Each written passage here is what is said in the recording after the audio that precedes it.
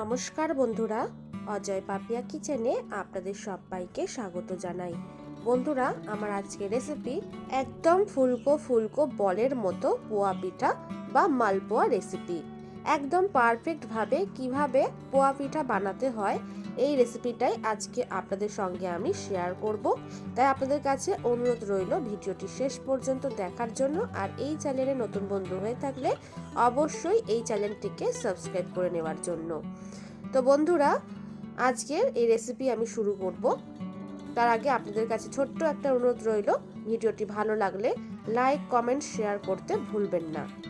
তো চলুন বন্ধুরা, শুরু করি আজকে রেসিপি। পোয়া পিঠা বা মালপোয়া বানানোর জন্য একটা বাটি নিয়ে নিলাম। এই বাটির মধ্যে আমি নিয়ে নিচ্ছি 1 কাপ পরিমাণে সিদ্ধ চাল।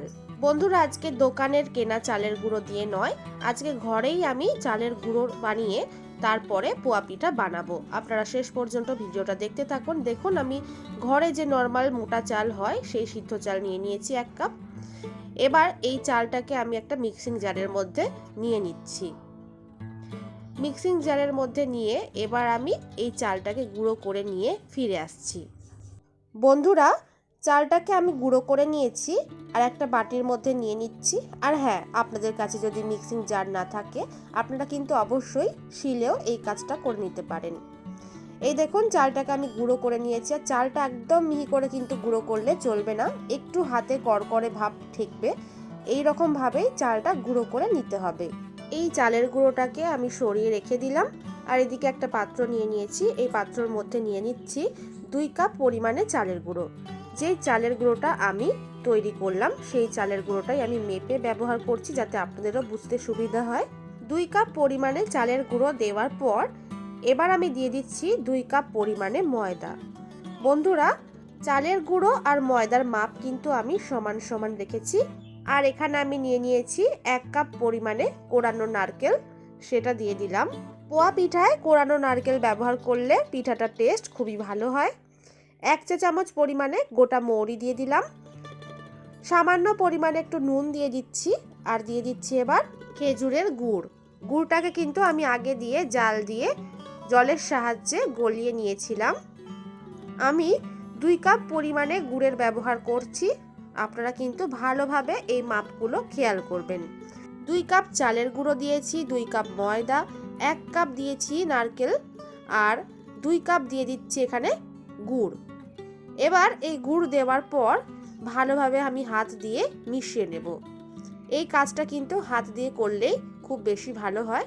হাতের সাহায্যে আমি ভালোভাবে মিশিয়ে নিয়েছি। এবার এখানে নিয়ে নিয়েছি উষ্ণ গরম জল। এই জলের সাহায্যে আমি এবার মালপোয়া বানানোর জন্য ব্যাটারটা তৈরি করে নেব।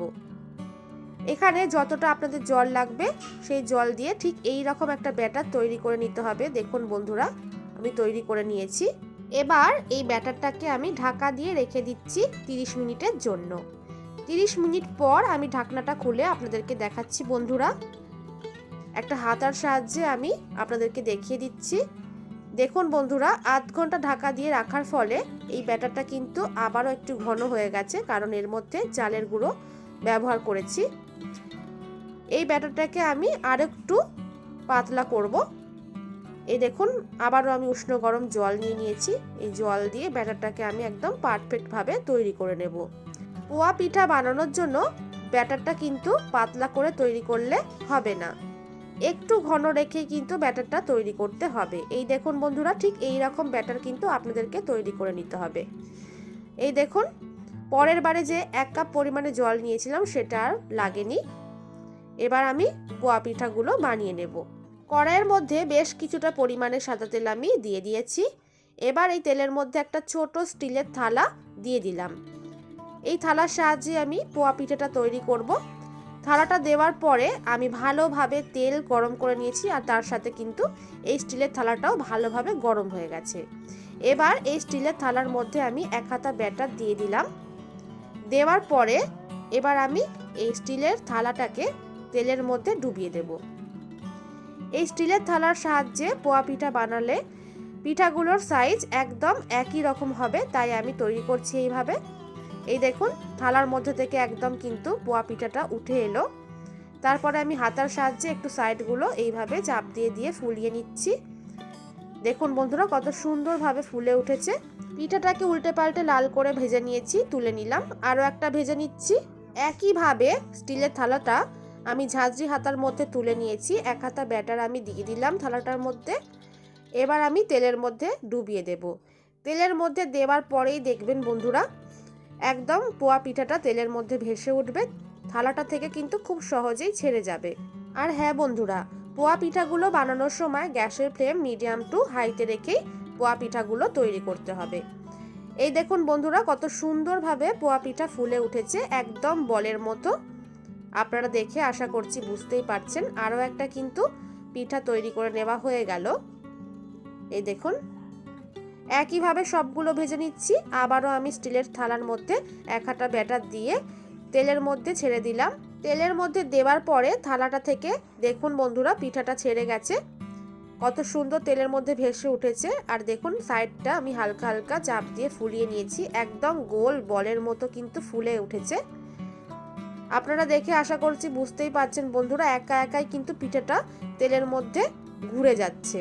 খুব সুন্দরভাবে কিন্তু পোয়া পিঠাগুলো তৈরি হয়ে যাচ্ছে। তো বন্ধুরা আমি সবগুলো ভেজে নিয়ে ফিরে এলাম। এই দেখুন কত সুন্দরভাবে পোয়া পিঠা আমি তৈরি করে নিয়েছি। বন্ধুরা আপনারাও যদি প্রত্যেকটা টিপস ফলো করে পোয়া পিঠা তৈরি করেন, আপনাদের পোয়া পিঠাও কিন্তু ঠিক এই রকম ভাবেই তৈরি হবে, একদম গোল বলের মতো। আপনাদেরকে আমি পোয়া পিঠাটা ভালোভাবে দেখিয়ে দিচ্ছি, দেখুন কতটা নরম হয়েছে। এই দেখুন বন্ধুরা, আর দেখতেও কিন্তু খুবই সুন্দর হয়েছে। যতটা দেখতে সুন্দর লাগছে খেতেও কিন্তু ততটাই দারুণ হয় বন্ধুরা। আপনারাও ঠিক এইভাবে বাড়িতে বানিয়ে দেখুন, আশা করছি আপনাদের খুবই ভালো লাগবে। বন্ধুরা আপনাদেরকে আমি একটা পোয়া পিঠা ভেঙে দেখিয়ে দিচ্ছি, ছিঁড়ে দেখিয়ে দিচ্ছি। এই দেখুন ভেতরটা কত সুন্দরভাবে তৈরি হয়েছে, দেখে মনে হচ্ছে যেন এটা ফুচকা। দেখুন বন্ধুরা কত সুন্দর তৈরি হয়েছে। তো বন্ধুরা আজকে এই পর্যন্তই, ফিরে আসবো আবার একটি নতুন রেসিপি নিয়ে। ভালো থাকবেন, সুস্থ থাকবেন। ভিডিওটি শেষ পর্যন্ত দেখার জন্য অনেক অনেক ধন্যবাদ।